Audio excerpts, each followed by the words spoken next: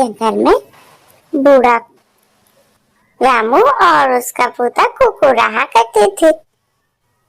कुकू के माँ पिताजी नहीं थे, वे अपने दादाजी के साथ ही रहा करता था। कुकू से बोलता है, रामू जल्दी जल्दी दाना चुग ले, पता चला कि यहाँ पर चील आ गई तो हमें सबे लेकर चली जाएगी, जल्दी जल्दी खाना चुग ले। बाबा लेकिन वो चील हमें क्यों ले जाती है? तू ज्यादा बात मत बना और जल्दी से दाना चुग ले। वे दोनों आपस में बातें कर रहे थे, तभी वहां अचानक से देखते हैं, बाबा मैं जरा उधर का दाना चुगने जाऊं क्या? अरे तू चुप से यहीं पर दाना चुग ले, जल्दी जल्दी। ठीक है बाबा, मैं यहीं पर चुग लेता हूँ। ये देखो बाबा कितने प्यारे प्यारे मशरूम लगे हुए हैं यहाँ।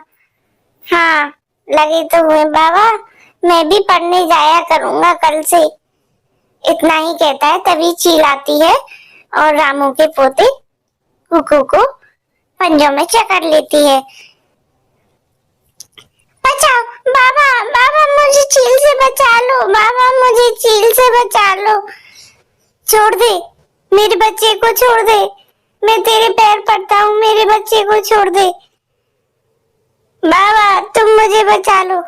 रामू बहुत जोर जोर से उसे बाहर लगाने लगता है, लेकिन चील का वो कहीं नहीं मानती। आज तो मेरा बहुत ही स्वादिष्ट भोजन बनेगा, आज मैं इसे नहीं छोड़ूंगा। मैं तुम्हारे हाथ जोड़ता हूँ, मेरे पोते को छोड़ दो।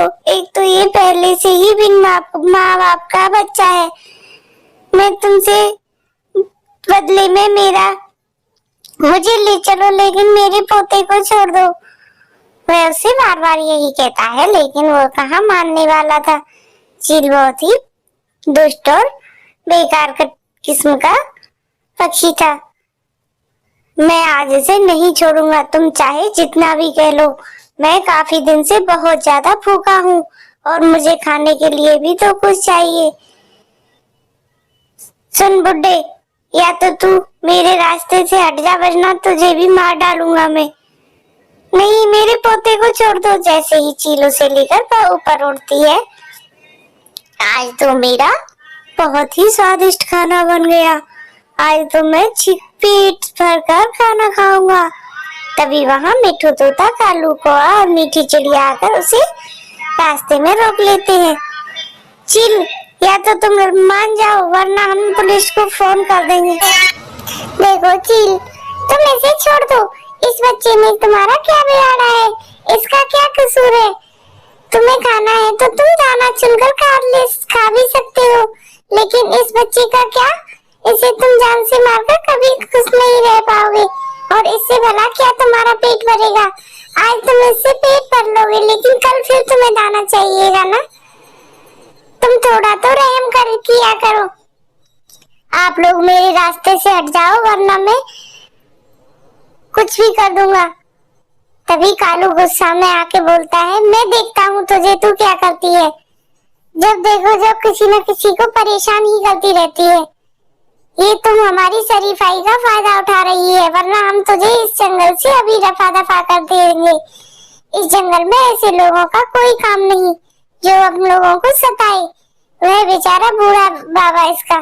तभी वह जोर से फड़फड़ाती है और उसके हाथ से कुकू नीचे गिर जाता है।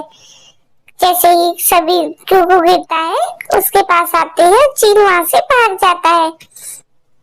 कुकू बेटा, तुम्हें कहीं लगी तो नहीं? ये लो रामू काका, तुम्हारा पोता, और आगे से फिर अकेले कभी इसको लेकर मत आया करना, क्योंकि यह चील दिन पे दिन बहुत परेशान करती जा रही है।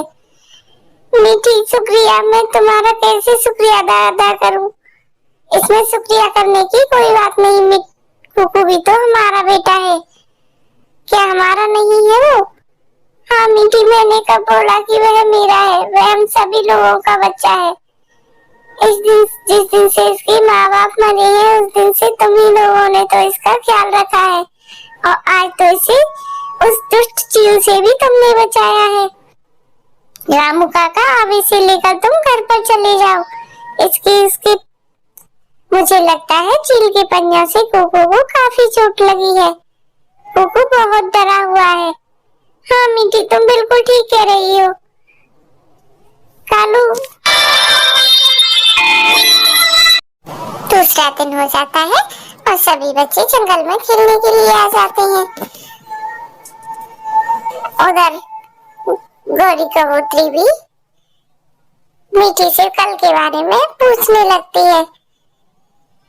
हाँ बहन, कल चील ने रामू काका का पोता कोको उठा लिया था। वो तो शुक्र है भगवान का कि हम वहां पहुंच गए। शुक्रिया मीठी, तुम बहुत मदद करती हो सबकी। आज मैं जरा घर से कहीं बाहर जा रही हूँ। आज तुम्हें मेरे बच्चे का भी ख्याल रखना होगा। उसे अपने पास ही रखना और अपनी बेटी के साथ ही खेलने देना। हाँ ठीक है, तुम उसे मेरे पास छोड़कर जा सकती हो और तुम्हें चिंता करने की भी कोई जरूरत नहीं है। ठीक है मीठी, मुझे तुम पर पूरा भरोसा है कि तुम मेरे बेटे को ध्यान से रखोगी और उस दुष्ट चील से भी बचा कर रखोगी। हाँ क्यों नहीं गौरी, तुम मेरे पास मिट्टू को छोड़ अपने बेटे को छोड़ सकती हो। ठीक है। जैसे ही वे दोनों पार्क में खेलते हैं, मीठी की बेटी और गौरी कबूतरी का बेटा वहाँ पार्क में खेलने लगते हैं। तभी वहाँ अचानक से चील आ जाती है। मुझे बचा लो, मीठी आंटी यहाँ पर चील आ गई है। अरे जल्दी से भागकर घर पर चलो, ये दुष्ट चील हमें पकड़ ले जाएगी वरना। रुको बच्चों, तुम कहाँ जा रही हो? इतना कहकर वह घर के लिए भाग जाते हैं। मीठी आंटी, वह गंदी चील फिर से आ गई और हम जैसे तैसे करके वहाँ से भाग कर आए हैं। क्या? वह दुष्ट फिर से आ गई? आज मैं इसे नहीं छोड़ूंगी। आप मेरे साथ चलो, वो कहाँ पर है? चलो आंटी, हम जल्दी से चलते हैं। मीठी आती है, कहाँ है? मैं यहाँ हूँ, तुम मेरा क्या बिगाड़ लोगी? आज तुम्हें देखता हूँ तुम मुझसे इन बच्चों को कैसे बचाती हो। रुको, मैं अभी तुम्हें इलाज करती हूँ। तुम मानने वाले में से नहीं हो। तुम्हें मैंने इतना समझाया लेकिन तुम्हारी समझ में भला कहाँ आता है। मीठी अपना फोन निकालती है और पुलिस को फोन कर देती है। जैसे ही पुलिस वाला चील के पास जाता है, आज मैं तुम्हें नहीं छोड़ूंगा। तुमने सभी लोगों को बहुत परेशान किया है। इस जंगल में रहना है तो अच्छे से रहो। जैसे ही वह पुलिस वाले भाई को देखता है और चील वहां से भाग जाता है। अरे मीठी, जैसे भी हो तुम मुझे फोन कर देना। अब तो ये चला गया है, लेकिन जब भी तुम्हें परेशान करे मुझे बताना ना भूलना। शुक्रिया पुलिस भाई जी। मीठी, क्या फिर से चील ने परेशान किया? हाँ भाई, गौरी का बेटा और मेरी बेटी खेल रही थी, तभी वह चिल्लाकर उन्हें परेशान करने लगी। तुमने मीठी ठीक किया जो बिल्कुल पुलिस को बुला लिया। अरे भाई, मुझे लग रहा है बारिश होने वाली है। यह देखते देखते बारिश इतनी तेज होने लगी। जल्दी से चलकर तुम घर पर चलो, हम सब लोग एक ही घर में रहेंगे। मुझे लग रहा है बारिश काफी तेज होगी। तुम्हारे पास इतना मजबूत घर नहीं है। आप सभी लोग अपने अपने बच्चों को लेकर मेरे घर पर आ सकते हो, क्योंकि मेरा घर ईंट और पत्थर से बना हुआ है। उसका ये बारिश कुछ भी नहीं बिगाड़ सकती। शुक्रिया मीठी, हम तुम्हारा एहसान कभी नहीं भूलेंगे। इसमें एहसान की क्या बात है रामू काका, तुम और कुकू भी तो मेरे ही परिवार के सदस्य हो। मिठू तोता और सभी लोग मीठी के घर पर रहने लगते हैं। वे खुशी खुशी सभी लोग एक साथ रहते हैं। लेकिन उधर ही देखते सभी बारिश इतनी तेज हो जाती है कि सभी के घोंसले टूटकर नीचे आ जाते हैं। कुकू आंटी, अरे मिठू अंकल, आंटी ने क्या बनाया है आज खाने में? आज बहुत ही स्वादिष्ट चीज बनी है। कुकू, हम सभी लोग अब एक साथ ही रहेंगे।